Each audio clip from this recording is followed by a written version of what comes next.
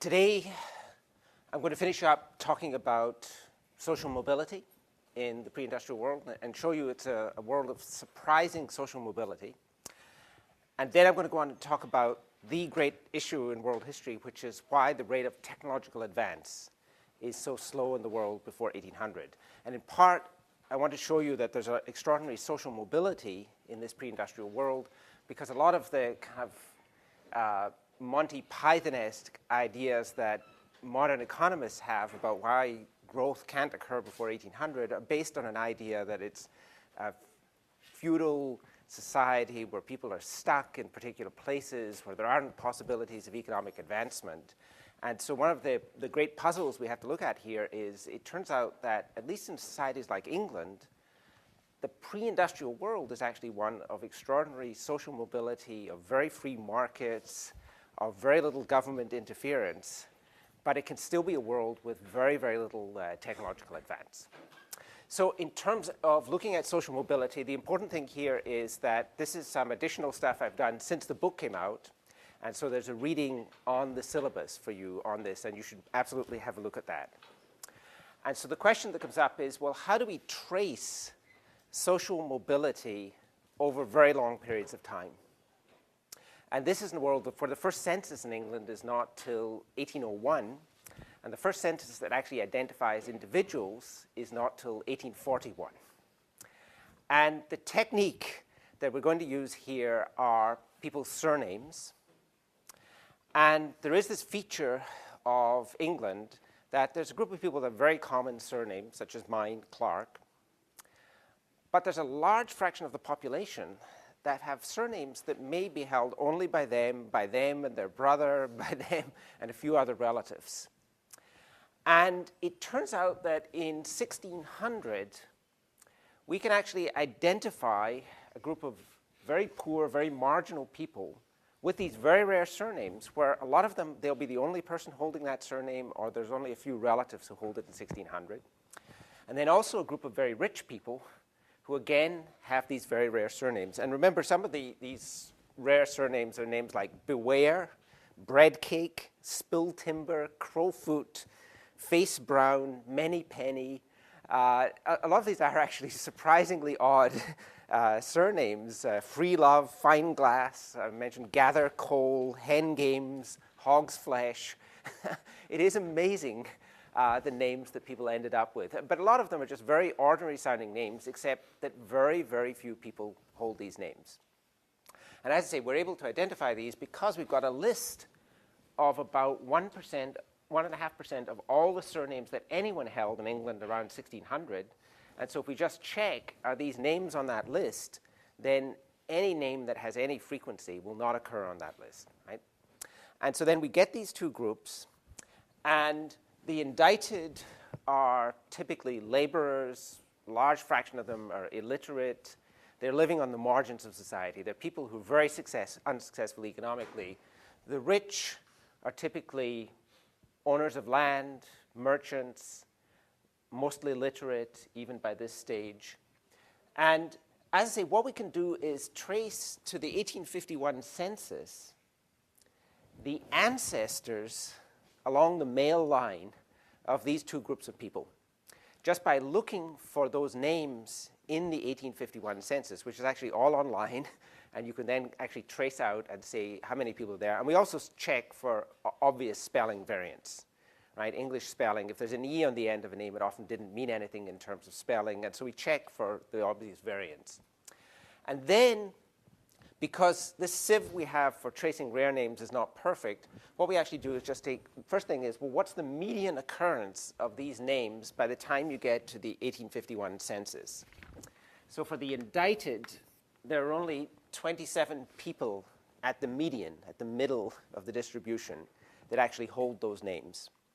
Now, since English population between those two dates had increased by more than fourfold, if they're holding their share in the population, it would imply that the median number of people holding that name back in 1600 would have to just be 7 people, okay? And so their median number is not very large, and the number of these names that have just disappeared are 21%. So in a fifth of these cases, these people left no descendants in the male line, right? So, which implies that their Y chromosome disappeared from the population, right? It turned out that surnames, in some sense, they trace the Y chromosome in the population, okay?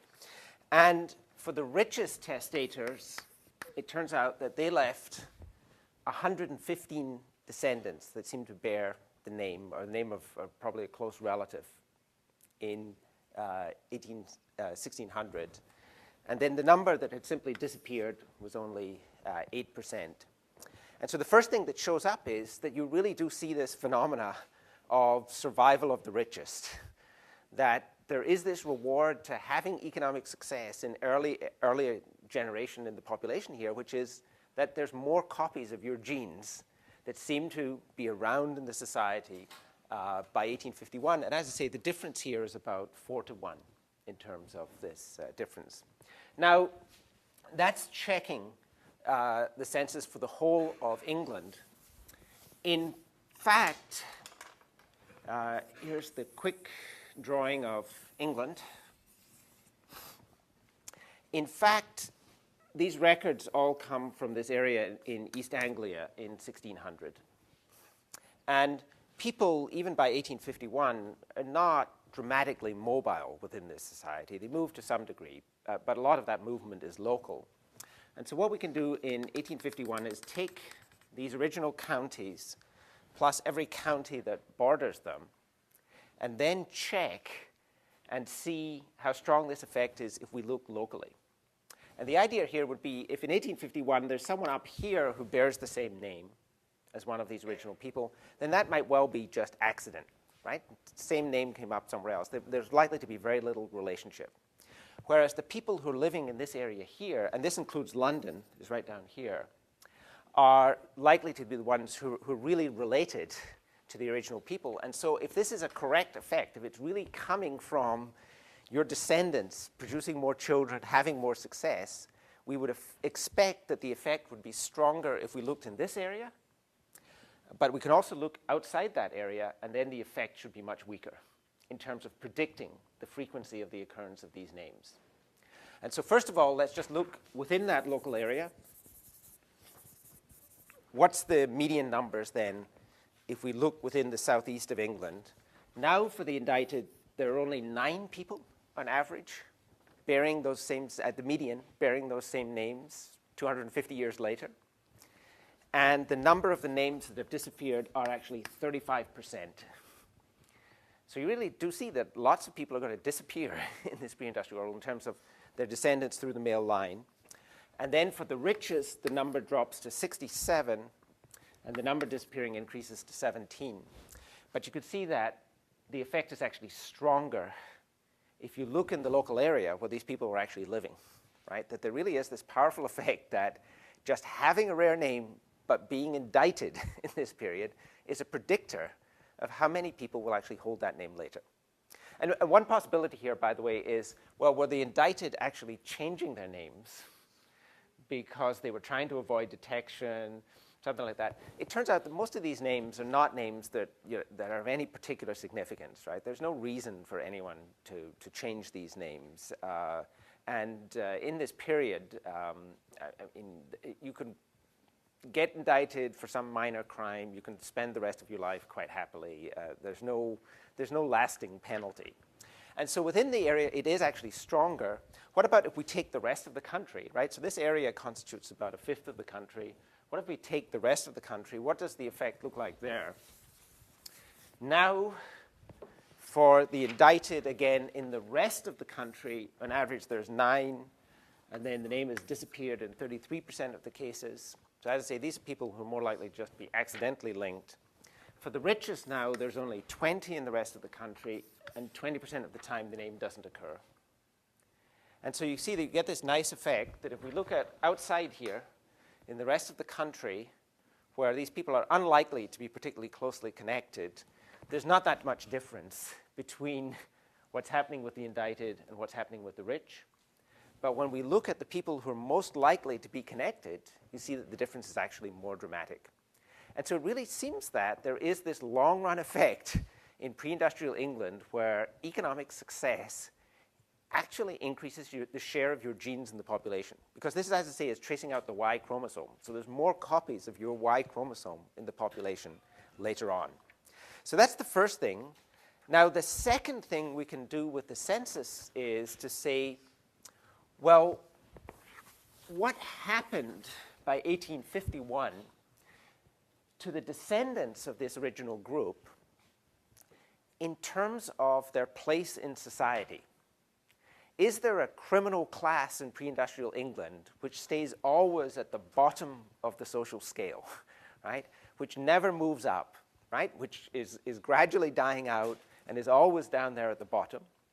And is there a successful upper class which produces surplus children but tends to stay always at the top of this society, right? Do you get, in the long run, no mixing in this society between the bottom and the top, or what does it look like in the long run?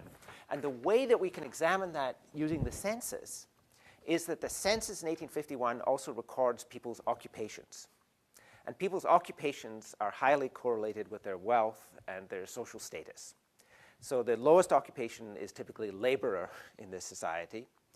High occupations would be some people are just described as gentlemen in this period. That denotes the fact that you're relatively high status, or esquire, or you could be a bishop, a general, a professional, an architect. So that there are occupations that typically are associated with high status and typically high wealth.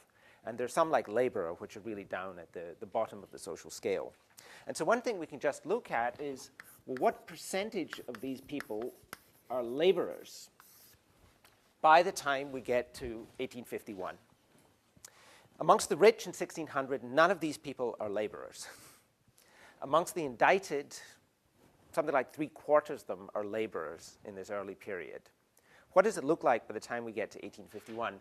And here, we're just doing this for starting with the least common names that show up in 1851, right? Because, as I say, some of them, it ends up, the filter's not very good. There's 2,000 people who have that name by 1851. But what we find is amongst the indicted, 29% of them are now laborers. But amongst the descendants of the rich, 32% of them are laborers. And so it turns out that it looks like at the bottom end, there's complete mobility. That not all of the indicted have stayed at the bottom, the descendants, and that a large fraction of the children of the rich in 1600, the great-great-great-great-great-grandsons, have actually ended up at the bottom of the social ladder. And then at the other end, we can look at the percentage, which we'll say belonged to the gentry by 1851. But that's also including professionals like architects, doctors, various other people in this stage. And amongst the indicted, it's 4% who've made it to the top of the social ladder. But amongst the rich, it's only about 6% who are at that same status. And so the data actually has this interesting implication, which is there are significant effects about whether you're at the bottom or the top of the social scale in 1600. But it has no effect on the long-run status of your descendants. There is complete mixing in the population in the long run. It's just that there'll be more descendants in the long run. So it's kind of an interesting world where, in some sense, in the long run, we're all equal in a society like pre-industrial England, except for the fact that there'll be more copies of your DNA in the society in the later stages. And later I'm going to come and think about, well, what does that imply about some of the social forces in terms of cultural and people's characteristics, if this is really a powerful effect through long periods of time in the pre-industrial world.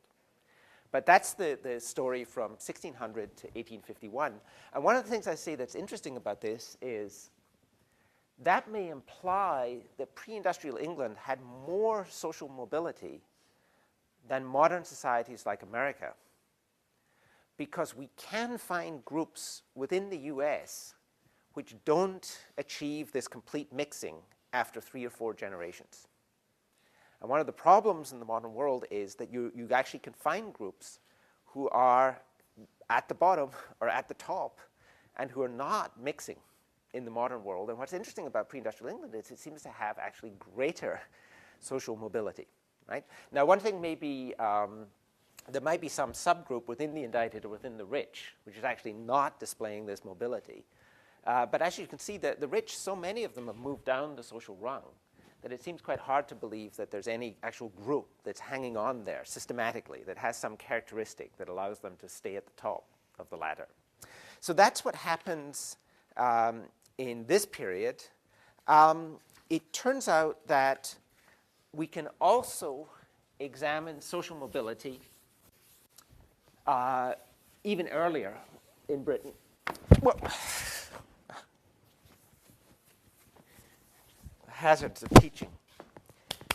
And the way we can do that is, in this case, not by looking at rare names, but instead by looking at common names. Okay? And the important thing is that surnames in England, in the southeast at least, are pretty much complete by about 1300. Most people have taken surnames by about 1300.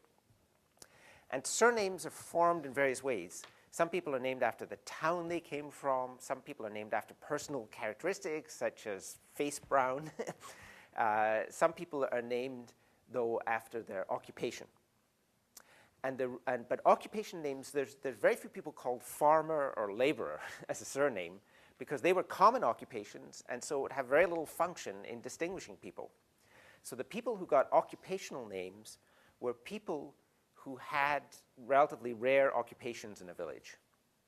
And so that's why a name like Smith is actually quite a common English surname, but it's only held by 1 to 2% of the population. It's because in the Middle Ages, each village would have a smith, but typically only one smith. And so that would distinguish that family within the village. And so there's a whole bunch of these names, but typically these would actually denote people who were actually reasonably high in the social hierarchy, right? These are skilled occupations. Another name is Wright, W-R-I-G-H-T. That's a shortening of, there's all kinds of names, arkwright, fanwright, wheelwright, plowwright. A wright is just a craftsman, a skilled person. And so Wright is another common name. Other ones are Cooper, for someone who makes barrels, Mason, Baker, Butcher, Chandler. Chandler is someone who sells things. Cook. So that's why you get a whole class of English surnames that actually denoted people who were somewhere in the middle of the social hierarchy, right? And as I say, the surname laborer is completely non-existent because, as I say, it wouldn't distinguish anyone, right? And so we get those names, and we believe that those are formed by about 1300, right? And so if someone in England now has the name Smith, it implies typically that somewhere along the male line of descent, back in the Middle Ages, they had an ancestor who was actually a smith, right? Or you have a name Cook. It implies that somewhere in that line you had the name Cook. The name Clark, my name, comes from minor clerics in the church who were relatively highly skilled people still because they could read and write, but who were actually allowed to marry and who performed, though, these clerical functions. And so they're actually relatively close to the hierarchy. So somewhere in my past, there was an ancestor in the Middle Ages, male ancestor, who actually performed one of these functions. Now, what we can then do is, these names, as I say, are formed around 1300. What's England like in 1300? England in 1300 is still a kind of feudal society, king with barons, with knights. It's engaging in wars with Scotland. If you've seen Braveheart, Braveheart is set in exactly this period. And so this is a very early society with, as I say, we believe these very feudal institutions, strange legal system, largely rural, very small towns. And so it's a society that would seem one where you would get actually very little social mobility. That there's a lot of people also who are still technically serfs, that is, that they're owned by the lords. They're bound to the land. They're theoretically, at least, not able to move from the manor that they're born on. And so really this is England of the Middle Ages when these surnames are being formed. And what we can do is we'll say, well, what happens between then and 1600, where the Middle Ages are over and we're into what's called the early modern period, where the society is moving towards industrialization.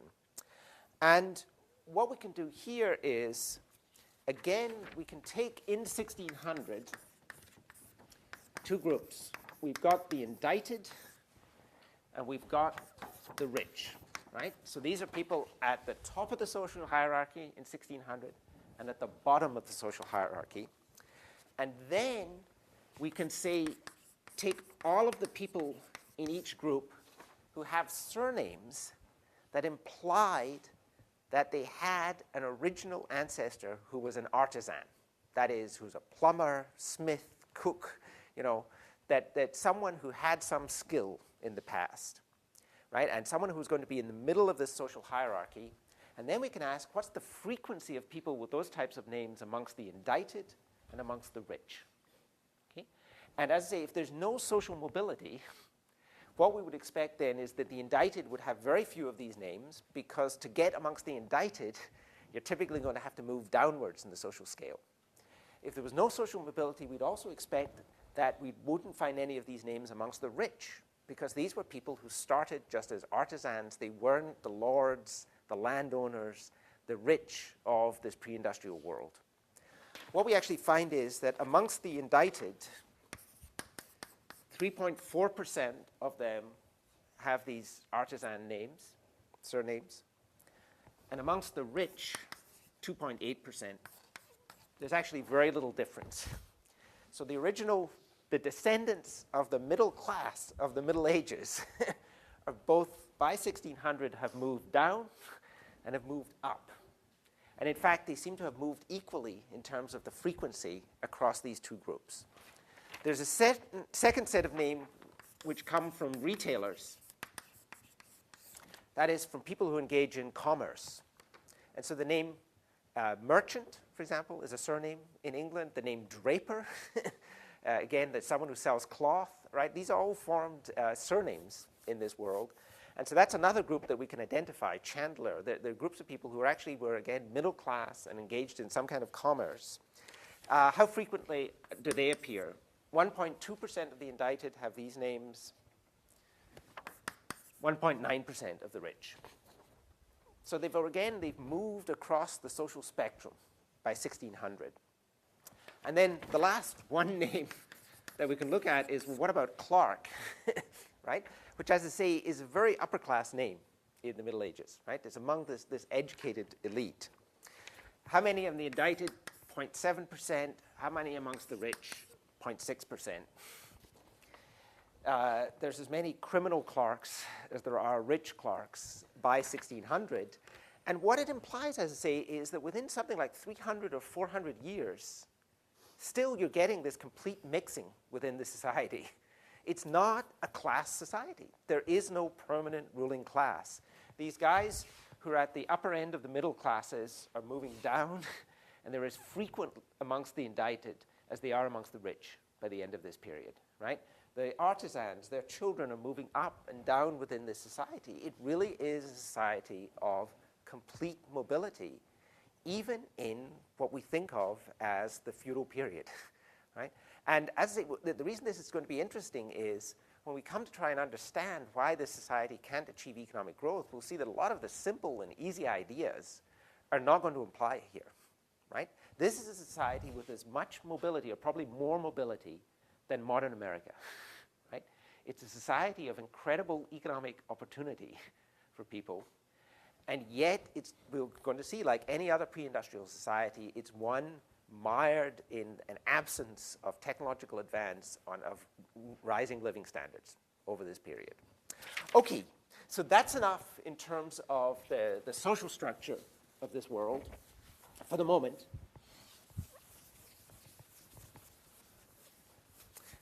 The next thing, the next big topic that we want to look at now is technological advance in the world before 1800.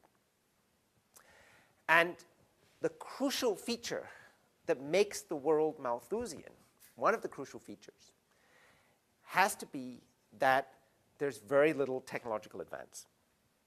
Otherwise, there's nothing that forces incomes back to the subsistence wage in the long run. If technological advance is rapid enough, you can have superabundance in terms of population growth. You can have everyone producing 3 surviving children. Population will keep on growing very rapidly, but you won't be forced back to the subsistence wage. And so the crucial thing that defined this world is this absence of technological advance. Now, the first important thing to understand is when we say absence of technological advance, we don't mean there was no technological advance. What we mean is that the rate of technological advance was just dramatically slower than the world after 1800. There is actually a fairly steady accretion of knowledge and of techniques all the way from the original hunter-gatherers up till 1800. Though we'll see that some societies which for periods of thousands of years go into reverse and actually lose knowledge. Right? It's possible to go backwards, and there are frequently societies that go backwards in this pre-industrial world. But there is overall a kind of an upwards movement. The problem just is that the rate of productivity advance we're going to see is maybe 1/100th of what it is in the world after 1800. Right? That's an incredible difference between that world and this world. And in some sense, that's the heart of the whole issue about world economic history is why is technological advance so slow in this world? But just to give you some illustrations of how much change there is over time, 1800 in Europe is very different from 1300 in terms of the techniques that they already know before the arrival of the Industrial Revolution. And 1300 has actually advanced very significantly on the classical world. And so we tend to have a prejudice, and this is look just at Europe, but we tend to have a prejudice and think that there's a high point that arrived with the world of the Greeks and the Romans, then everything went into decline in Europe, and then eventually, around about the Renaissance, around about 1500 or 1600, they finally recovered the level of knowledge of the classical world. That may be true for things like how good people's Latin is or how much formal education people had. But in terms of basic production techniques, it turns out that the Romans were actually very poor, and medieval Europe had already advanced very considerably upon the knowledge of the Romans. Right? And it's just that the people who judge this tend to be in classics departments and English departments, but based on the actual basic production technology of the society, there is actually considerable advance. So there's amazing some of the things that the Romans did not have in terms of technology. The most startling is the Romans had not yet discovered the button. Right? They didn't have, and they hadn't figured out that you can fasten clothes using buttons. And that's actually the first button that is known to history is actually found in the 1230s in an archaeological dig in Germany. And so the Romans, when they were wearing their togas, now it's part of this, the question is that just a fashion reason that they hadn't discovered that? But it turns out it's a very convenient device in terms of making clothing, but it's one apparently that was absent from this world. And interestingly, it was also absent from Asia. The claim is that the button was introduced to Asia by the Portuguese, and that the Japanese word for button actually derives from Portuguese. And so, as I say, pardon? It is in Japan? Okay. Doug can tell us. He's actually spent time, I think, in Japan. Is that right? Yep. That the Japanese word for button is actually from Europe. Another thing that the Romans didn't have was, for example, the stirrup. So in riding horses, the stirrup is a very useful device in order to keep people on. It's very important in warfare in the Middle Ages that people have stirrups because horsemen are used as kind of shock troops, and they ride down the foot soldiers using lances. If you didn't have stirrups, when you hit them, you would just come flying off the horse. And so it's actually important in the development of warfare, the stirrup. It's actually unknown in the ancient world, and it's actually discovered in China, we believe, around about the 3rd century AD. But what's amazing about this is how simple some of these technologies are. I mean, didn't anyone looking at a horse think, well, it'd be convenient if we had some way of keeping the rider on the horse other than just gripping it with his knees? Another thing that the Romans didn't have was the horse collar. So we know from illustrations, there's lots of illustrations that survived, murals, friezes from the Roman world, that when they used horses for traction, they would basically just tie a rope around the horse's neck and have the neck haul something, have the horse haul something. That's actually very inefficient because it cuts off the blood supply to the horse and weakens their power considerably. And so horse collars, what they do is they admit that force to the shoulders of the horse so that the horse can still breathe and get blood supply, and they become much more efficient in terms of traction. And actually, we know a lot about things like classical technology because of amateurs who in the late 19th and early 20th century started investigating, well, suppose we tried to rebuild this thing. You know, suppose we took the illustrations from the classical world and then harnessed horses in that way. How efficient would they be relative to later harnessing? And so that's why we know that the Romans seem to have this very inefficient system of harnessing. Another thing that the Romans lacked was actually horseshoes, which actually, again, are very important. Horses, especially in wetter climates, will tend to suffer all kinds of hoof problems if they're used in agriculture, warfare, without shoes. But again, we know from the archaeological evidence that the Romans just didn't have even these very simple technologies. By the way, recently, England is full of eccentrics. For some reason, it's a society which encourages wild eccentricity. One of these English eccentrics was featured on NPR a couple of years ago because on his farm in the west of England, he had actually rebuilt a Roman catapult to test the properties of the classical catapult. And what he was doing, though, was to test this, he was flinging around cow carcasses.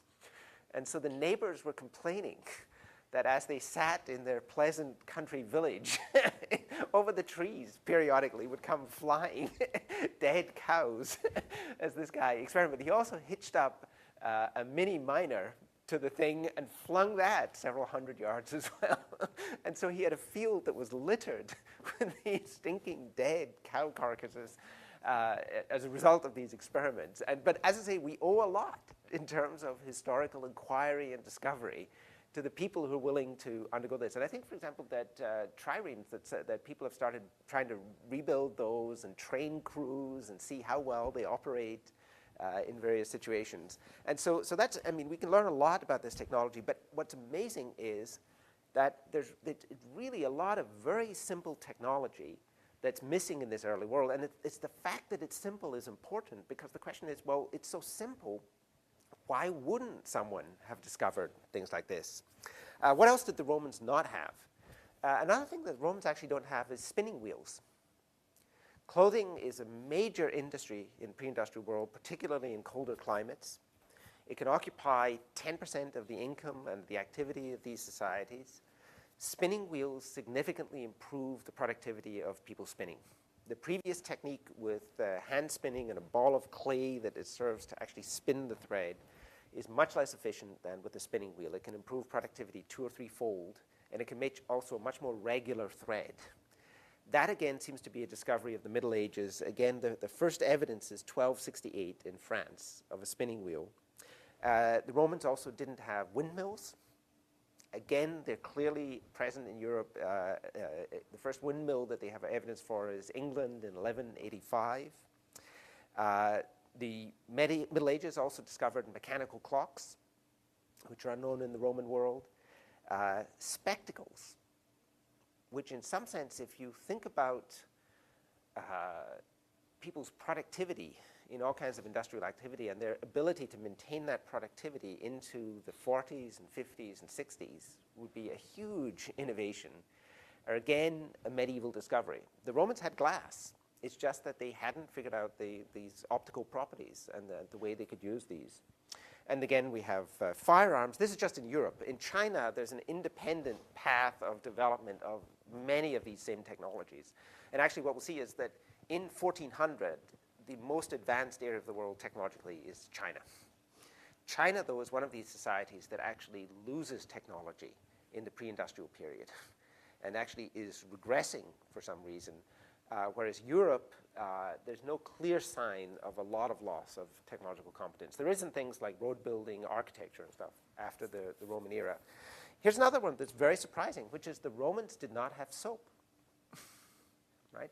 They actually, I believe, knew how to make some kind of crude soaps, but when Romans washed, what they actually had to do was they would cover themselves in oil, and then they had a strigil, a wooden implement that they would scrape the oil off with and carry away the dirt in the same way. It is, as I say, soap is such a simple compound. It is astonishing that really high-quality soaps are not discovered till the Middle Ages again. And I think that actually it's the Arab world that first starts to produce these on a large scale. But as I say, we have a high regard for the kind of the classical world. But as I say, what is amazing is, again, how little they actually knew. There's also a lot of intellectual discoveries. And so, for example, Roman numerals are very cumbersome source of arithmetic. If you try to multiply using Roman numerals, you'd see the difficulties. That, again, it's in the late medieval period in Europe that decimal notation is brought in, originally from India. If you talk about the Greeks actually had an even more primitive number system, which basically alpha was 1, beta was 2, and they could have, go along like that with numbers for 100 or 1,000, but with very, very primitive number systems. That's why you never hear about Greek numbers. And so there is actually significant change going on in this world, but what I'm going to show you is that that change is just very, very, very slow, right? And I should say also, archaeologists know that there's significant change amongst the original hunter-gatherers. There are caves in Israel that have been excavated revealing the activities of people 30 to 10,000 years ago. And what they get is a record of what these hunter-gatherers were able to catch. And you can actually see a development over time where initially their diet is very limited to things that basically can't move. And gradually, you move on to catching faster and faster animals or bigger, fiercer animals. And you can actually see that in the hunter-gatherer period, there is also this significant development of technology, right? And so it's been a feature of human existence. The puzzle is, why is it so slow? Now, to think about this systematically, we have to think about, well, how do you measure technological advance? Okay? And one of the problems in economics is that it's not obvious how to simply measure the rate of innovation of a society, right? Because there are some innovations which can be quite profound, but really have very little economic impact. And there are some innovations that are very simple, but can make a very big difference, right? And so what's the metric that we're going to use to measure, well, what is the rate of innovation in a society? And we're going to use the following idea as the metric. And so to think about this early society, and what you're going to have is there's going to be a certain amount of land per person. Remember, in this world, the crucial determinant of income per person is how much land you have. That's the constraining factor in this pre-industrial world. And then on the other axis, we're going to put the amount of income per person. And the crucial thing will be that that relationship will look like this at any time in a society. Initially, where land per person is very small, if you add more land, you'll get huge increases in income per person. And you'll continue to get increases in income per person as you add more land, but at a declining rate. There's a declining marginal product of land as you add more and more of it to the society. And so, but the location of this curve is essentially determined by the technology of the society. Okay? And over time, what is going to happen is this curve will shift upwards as technology improves. And what we're going to use as our measure of the rate of technological advance is the rate, the speed at which this curve is moving upwards. Okay? And so in some sense, we're making assumptions here. We're making an assumption that the curve is moving upward uniformly across all levels of land per person. That the curve doesn't move up here and then flatten out later, right? And so there are a lot of simplifying assumptions about how we're conceiving technology, but we're just thinking of it as some unifying force that's expanding the possibilities given a set of endowments of land per person, okay? And the way that we'll measure this in the book is we'll measure this rate of technological advance as the growth rate of A, where A is going to be our symbol for the efficiency level of the society, okay? And this growth rate will be measured in percent per year. And if we did such a measure in the modern world, after 1800, for successful societies, that rate of technological advance is about 1 to 2% per year. So what it says is that in the modern world, with a fixed endowment of capital and land, we can produce about 1 or 2% more output per year. And it's happening still in America. We're getting richer all the time because of that flow of technological innovations, and it pushes up the possibilities, okay? And what we want to try and think about is, well, what's that rate of advance earlier, right? Now, if I just tell you, oh, they invented spectacles in the Middle Ages, you could say, well, how much does that correspond to in terms of this measure, right? And you can see that it's not going to be in any easy way looking at these techniques. It's going to be very hard to figure out, well, how much does that correspond? But here's what we can use. This is what's going to happen, as I say, with an advance in technology. So if we start off at some initial point in this society, we should be at the subsistence level of income, Y star. And that'll determine how much land there's going to be per person, right? So the Malthusian mechanism will bring us to this subsistence level of income, and that'll determine the amount of land per person. And then we have some growth rate of efficiency that's occurring here. Now, what will happen in the short run is that people will get richer. But the crucial thing about this Malthusian world is that that short-run effect will simply result in a long-run population gain. And so what happens in the long run is that that growth rate of efficiency gets translated into a decline in the amount of land per person. Population goes up, land per person declines, and you move back to this income level. And so this part here is the growth rate of population.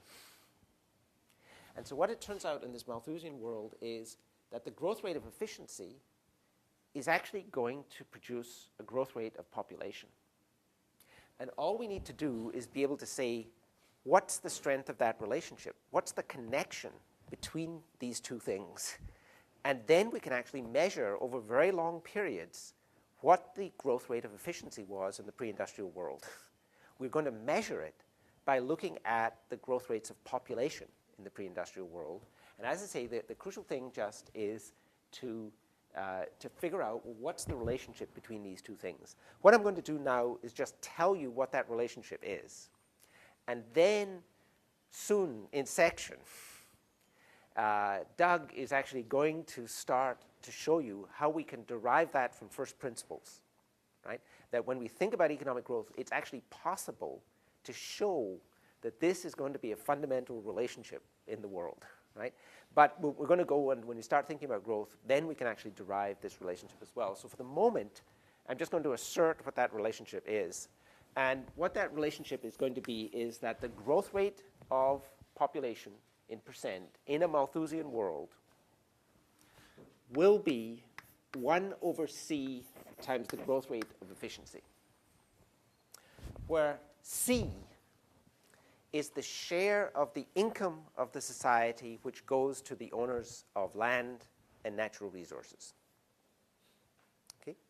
And so C is just going to be how much of the income actually goes to the owners of land and natural resources. We can measure that share for pre-industrial England all the way back to about 1200? And the answer is it's about 0.2. 20% of the income in England before 1800 went to the owners of land. Land rents constituted about 20% of the output of the society, the income of the society. We can also do these measures in China for before 1800 or in some other instances, and it seems consistent with the idea that that number is around about a fifth or a quarter in these pre-industrial societies. And so what that says is that a 1% growth of efficiency in the pre-industrial world produces a 5% gain in population. Okay? And what it also says, just by inverting this equation, is if we want to calculate the growth rate of efficiency in the world before 1800, then all we need to do is take C times the growth rate of population. Okay? That's just multiplying both sides here by C. What we actually have is there is our measure of technological advance in the world economy in the Malthusian era. And so what it says is whatever the population growth rate is, if we multiply that by a fifth, it should measure roughly what the rate of technological advance is. And what's the intuition for that here? Well, it turns out that C here is going to tell us what the curvature of this relationship is. The larger is C, the more sharply curved that relationship will be. And the more sharply curved it is, the less the growth of efficiency will actually produce a growth of population and a decline of land per person. Okay? The more smoothly curved this thing is, then the more a growth of efficiency will result in a very large decline in the amount of land per person. And that turns out to be indexed by what's the share of income that goes to the owners of land. So it's telling us how important is land in production.